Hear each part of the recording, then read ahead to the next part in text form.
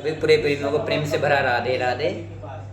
सबू प्रेम सबू प्रेमियों को प्रेम से भरा राधे राधे। आज मैं आपको एकादशी कथा के विषय में कुछ चर्चा करना चाह रहा हूँ। आपको एकादशी कथा सुनाने जा रहा हूँ।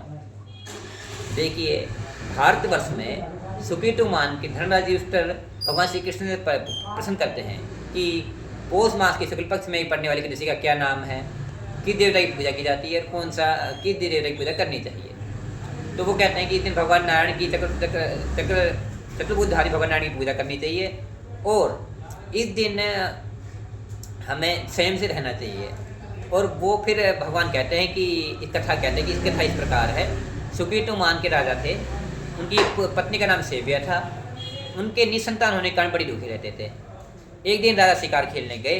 वहाँ पर जंगल में उन्हें तरह तरह के जानवर दिखाई दिए, हाथी घोड़े। तो सब अपने बच्चों के साथ व्यस्त थे, पत्नी बच्चे के साथ व्यस्त थे।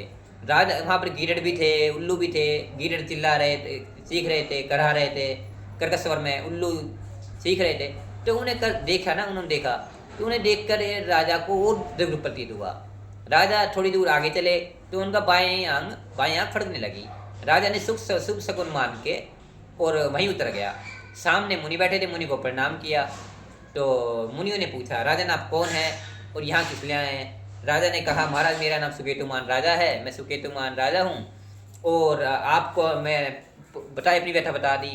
मुनि दयालु थे, बोला हम विश्वदेव हैं और राजन हमें आप एक गूढ़ रहस्य बताते हैं कि आप पुत्रदा एकादशी का व्रत करो, जिससे मनुष्य खुद तो लक्ष्मीवान यशस्वी तपोवान होता ही है और साथ में यशस्वी विद्वान और तपस्वी पुत्र की प्राप्ति करता है। राजा ने अपनी रानी के साथ, सेव्या के साथ उसी व्रत को किया। उस दिन कि शिकार खेलने गया था, निराहार रह पाया और उसकी रानी ने भी उनके घर से व्रत किया, जिसके कहे अनुसार उसकी रानी 1 महीने के अंदर ही गर्भवती हुई और 9 महीने के बाद उसके एक सुंदर पुत्र उत्पन्न हुआ, जो आगे जाके चक्रवर्ती सम्राट बना। बोल विष्णु भगवान की जय, बोल श्री कृष्ण वासुदेव भगवान की जय। तो विश्वास रखिए कि इस व्रत को जो करेगा वो अवश्य ही पुत्रवान तो जरूर होगा। पुत्र प्राप्ति के लिए ही व्रत निश्चित है। श्रीमन नारायण नारायण नारायण।